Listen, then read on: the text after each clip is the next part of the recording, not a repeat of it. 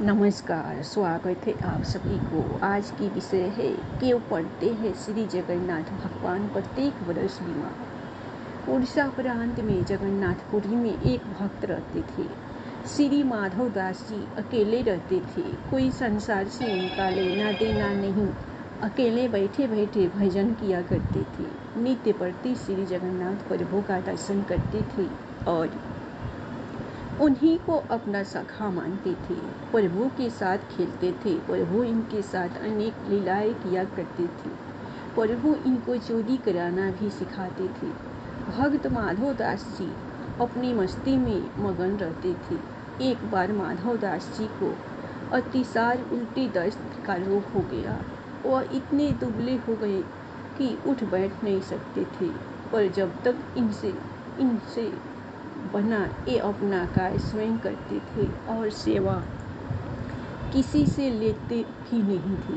कोई कहे महाराज जी हम कर दे आपकी सेवा, तो कहते नहीं, मेरे तो एक जगन्नाथ ही हैं, वही मेरी रक्षा करेंगे।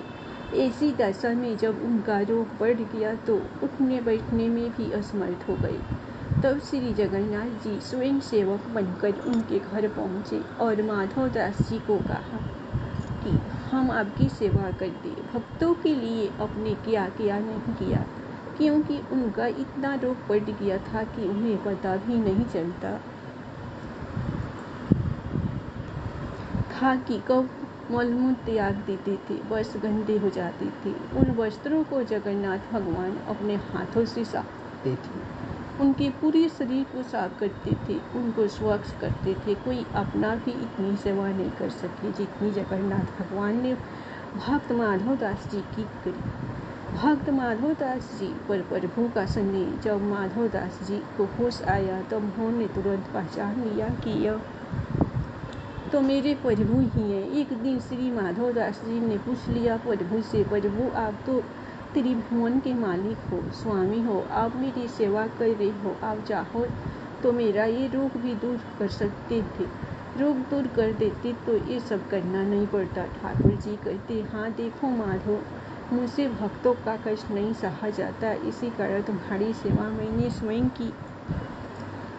जो पारबंध होता है उसे तो भोगना ही पड़ता है। अगर उसको काटोगे तो इस जन्म में नहीं, पर उसको भोगने के लिए फिर तुम्हें अगला जन्म लेना पड़ेगा। और मैं भी नहीं चाहता कि मेरे भक्त को जरा से पारबंध के कारण अगला जन्म फिर लेना पड़े, इसलिए मैंने तुम्हारी सेवा की। लेकिन अगर फिर भी तुम कह रहे हो तो भक्त की बात भी नहीं टाल सकता। भक्तों के सहायक बन उनको पारबंध से, दुखों से, कष्टों से सहज ही पार कर देते हैं। प्रभु अब तुम्हारे पारबंध में 15 दिन का रोग और बचा है, इसलिए 15 दिन का रोग तो मुझे दे दो। मैं 15 दिन का वो रोग जगन्नाथ प्रभु ने माधव दास जी से ले लिया। आज भी इसीलिए जगन्नाथ भगवान होते हैं बीमार। वो तो हो गई तब की बात, पर भक्त वात्सल देखो, आज भी बरस में एक बार जगन्नाथ भगवान को स्नान कराया जाता है, जिसे स्नान यात्रा कहते हैं। स्नान यात्रा करने के बाद हर साल 15 दिन के लिए जगन्नाथ भगवान आज भी बीमार पड़ते हैं। 15 दिन के लिए मंदिर बंद कर दिया जाता है। कभी भी जगन्नाथ भगवान की रसोई बंद नहीं होती, पर इन 15 दिन के लिए उनकी रसोई बंद कर दी जाती है। भगवान को 65 भोग नहीं खिलाया जाता। बीमार हो तो परहेज तो रखना पड़ेगा।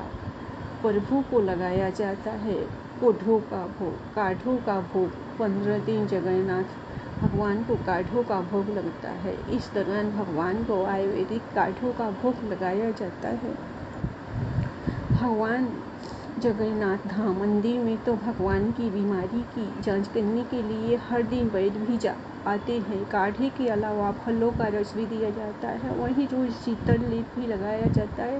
बीमार के दौरान उन्हें फलों का रस, छेना का भोग लगाया जाता है और रात में सोने से पहले मीठा दूध अर्पित किया जाता है। भगवान जगन्नाथ बीमार होने के बाद 15 दिनों तक आराम करते हैं। आराम के लिए 15 दिन तक मंदिरों पट भी बंद कर दिए जाते हैं और उनकी सेवा की जाती है ताकि वे जल्दी ठीक हो जाए। जिस दिन से पूरी तरह से ठीक होते हैं, उस दिन जगन्नाथ यात्रा निकलती है, जिसके दर्शन हेतु असंख्य भक्त उमड़ते हैं। खुद पे तकलीफ लेकर अपने भक्तों का जीवन सुखमय बनाए, ऐसे तो सिर्फ मेरे भगवान ही हो सकते हैं।